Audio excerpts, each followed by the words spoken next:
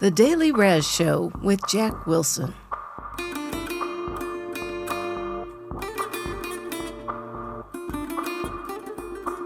Okay, we're on. Hey, everyone, welcome to the Daily Raz Show. I'm Jack Wilson, and glad you could join us. I've been away for a while, a long while, and one of the reasons is because of this saddle I'm wearing here. You can see it now, and it's an arm sling with a kind of a pillow on it, and it's for some surgery I had, and we're coming up on 6 weeks after doing this, and it's really cumbersome. So I'll tell you a little about it. About a year ago, I was lifting some trash bags and taking them out of the backyard, and they were full of stuff, leaves and stuff. Well, one of them was particularly heavy, and I had it in my right arm, and again, this arm, this shoulder, and was carrying them around from the back of the house over to the side to the gate, where I put them in the dumpsters every Sunday night. It's kind of a routine when I'm doing cleanup in the backyard. Well, this one particular day, I picked up the trash bag in my right arm, and it was heavy, and I felt a strain in my shoulder. Now, I recognized that, but it wasn't particularly painful, but I knew it, wasn't right. So I carried the bags around to the front, and I think thereafter I, kind of used lighter bags. But anyway, that was last year, toward the end of the year. And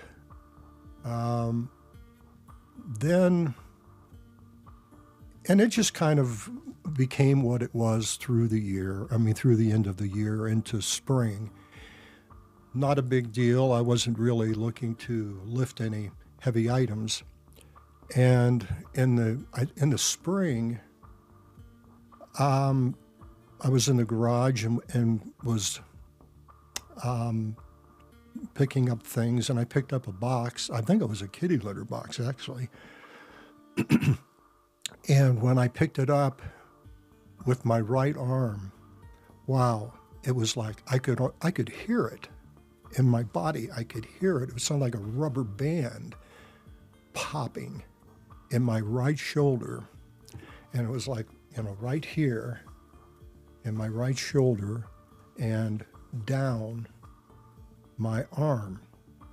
And it was like a rubber band, and it hurt. I could hear it, and it hurt bad. And I couldn't move my arm after that. I really couldn't move my arm. It was painful to even try. So I actually thought that I had dislocated my shoulder, a dislocation. And so I kind of watched that for, an hour, and it was like, wait, something is really wrong.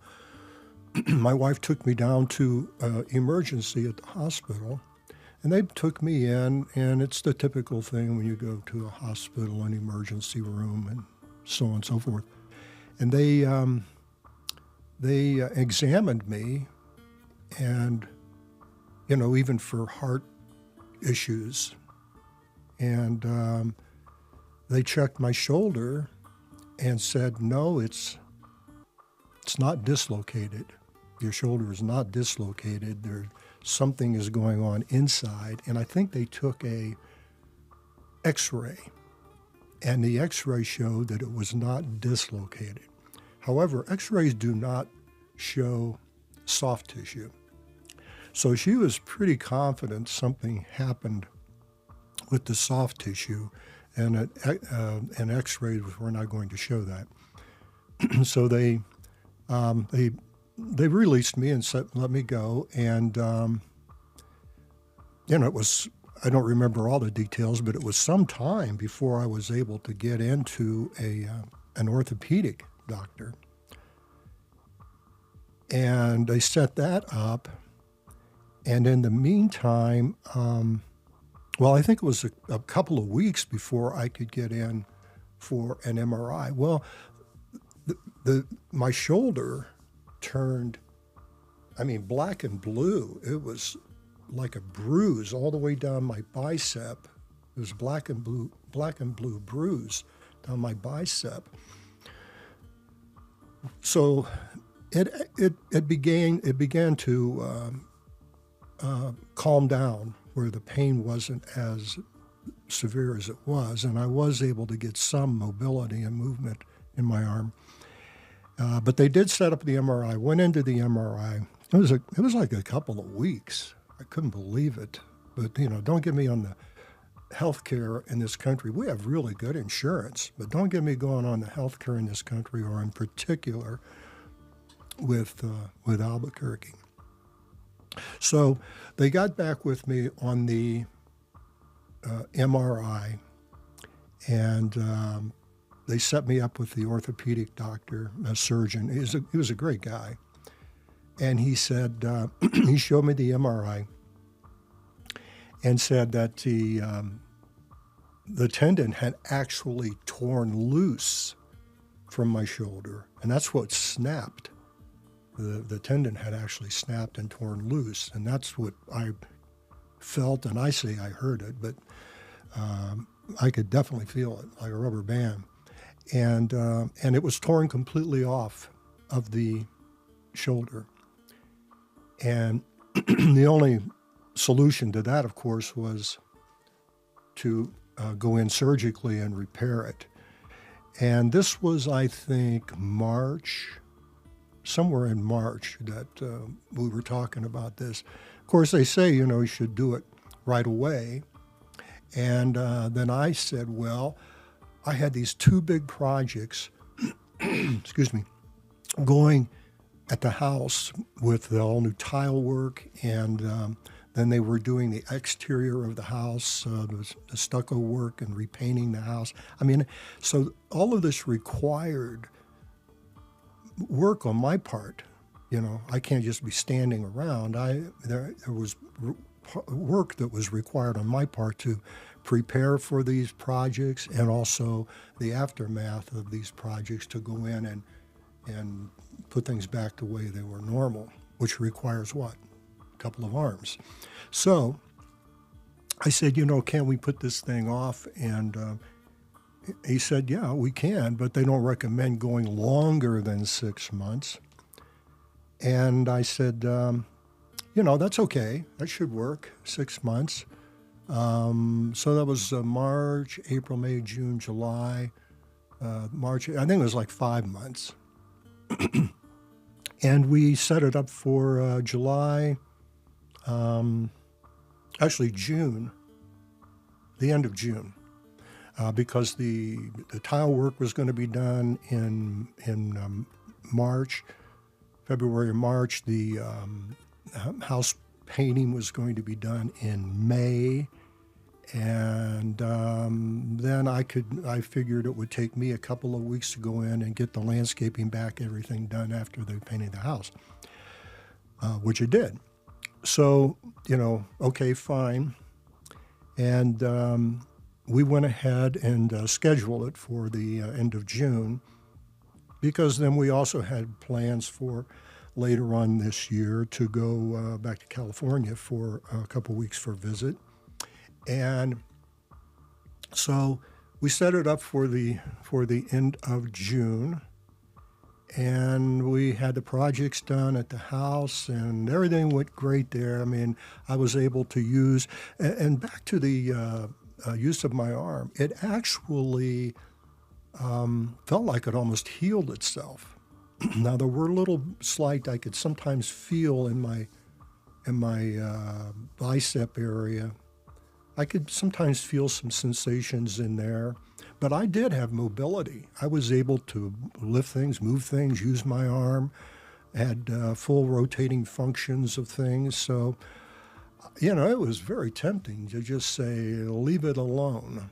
But I had the fear that later on that it would really become an issue.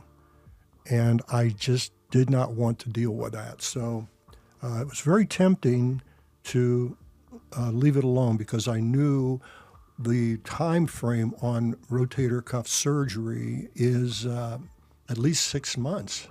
At least 6 months. And you can't really do anything. If I was a pitcher for the Dodgers and I had hundreds of millions of dollars, I'd just hire people doing everything for me. But life does not work that way. So I was concerned about that. But went ahead and set it up, finished all of the projects at home, and went in for the surgery. It's full-blown surgery. They put you out and everything, but with arthroscopic. So they had, on me, they had like 4 little incisions. I really didn't want to know the details of what they were doing. And I didn't know, of course, that it was happening. But they did a nerve block. Now, everything so far is really going good until they did a nerve block. Oh, man. That was something. When they went into, it's hard for me to reach around here, but they went in and there's a nerve that goes down your shoulder. And I could actually see it on the scope that they had while these technicians were poking around in there with the needle to find the nerve to anesthetize the nerve in my neck. And when they hit that nerve with that needle to pump the solution in or whatever, wow, that did not feel good. I did not like that. I've had tons of dental work done, and I'm not unfamiliar to needles, but that did not feel good. Never had a nerve block, and I don't want to do that again. But, it was necessary because I'll tell you what happened after the surgery, but it was necessary, and they did it. And then, of course, they wheeled me into the operating theater, and it was like goodbye for like 3 hours. And then I woke up and went home the same day. It was pretty straightforward. I think it took 2.5, 3 hours for the surgery. And then they had this, I'll show you here. They had this thing on me. It's a sling with a kind of a pillow underneath it to keep it away from me, away from the body. And then you wrap this thing around you. But for the first week, it was just really awkward. I didn't feel like doing anything anyway. But the really uncomfortable thing about this is you have to sleep with this thing. You have to sleep with it. So it's like grab a pillow cushion like this, put it under your arm, and try carrying it around 24 hours a day and sleep with it. Then you get some idea of how uncomfortable it is. It's almost impossible to sleep, unless you're a back sleeper, and I'm not. I sleep on my side. So now I'm restricted to sleeping on my left side, of which I didn't really do. So so it's just been very uncomfortable. Again, we're going on 6 weeks. And next week I see the surgeon, and hopefully I can take this thing off and be able to have some mobility. But coming home that day, and for that, several days after, the nerve block definitely worked. I mean, I couldn't feel anything on this side. From my neck, my shoulder, and down, I could not feel anything. It really had a numbing effect that lasted, about 2 days, I think. And then, of course, I had some pain meds to get me through. The first week, it was not great. Second week, not great. Third week, not great. And the reason is because I do this. what we are talking like right now. I do a lot of computer work, writing, typing, and it was just, with one hand, it was just impossible. I mean, I just couldn't function properly. Everything was weird. Even the functions of dressing and showering and eating. I mean, for the first 3 or 4 weeks, it was very, very difficult to get used to. After 4 weeks, and then the 5th week, I was able to actually cheat a little bit and use my right hand to eat with. Showering has its own particulars in the way that you are allowed to do that, because you can't like raise your arm up like this. The arm it's just not supposed to be raised, and no lifting, absolutely no lifting, except maybe a fork and a knife, and that's about it.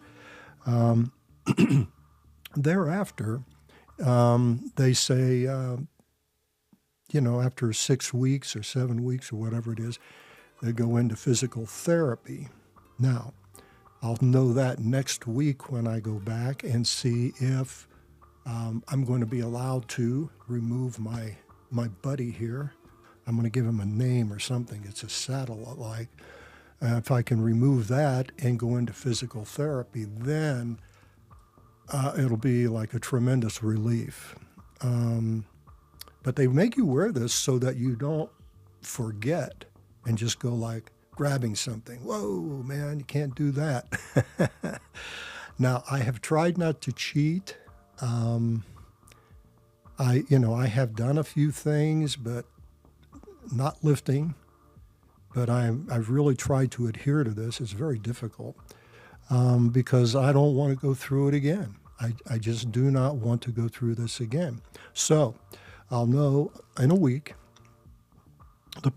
how this has progressed, whether or not I can move on. But even after that, physical therapy and such, this is going to go into probably October, November, because it's like a 6-month deal. This is I had no idea until I really got into it. So for those of you who've ever wondered about rotator cuff surgery, it's not particularly painful in that way, but it's just super inconvenient when you're trying to wear these things. It would be really great if not great, but if it was my left arm, because I'm right-handed, and that's my dominant side, right. And so my left hand is, every time I try to do something, it revolts and goes, what are you trying to do with me? So it's been really crazy trying to use my left hand. And I've never become good at it. And I guess I'm not going to be ambidextrous. That's the bottom line. So for anyone that's wondered about it, that's what it is. It's a long process. Give it some thought when you do it. I wish now that I had maybe stopped to think about it. And if I could have waited till winter, that would have been way better, because during winter you're not going outside and doing things and such. So that would have been nice to be able to do it during the winter. But I wanted to get it done, and I guess I can overcome. I can do this. It's not a big deal. Well, it is kind of a big deal, So there. And that's my story on why I have been gone. Those things, among other things, because, I normally do political things and that. And I got to tell you, at the end of this, I'm kind of getting away from doing that, and I have many reasons for it. One of them being it's not any fun. And number two, I thought of other things that I just like to share with people. You know, some of them being the areas that we go to, like up in Santa Fe, some of the travels we do. We've got some things coming up. We're going to California. And, you know, what it's like in New Mexico, da-da-da, food, things that we do and enjoy versus the political landscape and everything going there. And then I'll finish with this, and the reason that I'm kind of getting off of that, because I think when we originally started doing some of the political podcasting, was the idea that perhaps we could influence and change people. And you know what? That's not going to happen. It's just not going to happen. People are entrenched where they are politically, and that's okay. There's no point in everyone making themselves miserable over it. If that's the way the political landscape is, and if that's the way that things are happening in our country, then it is. And you do what you feel you have to do to voice your part.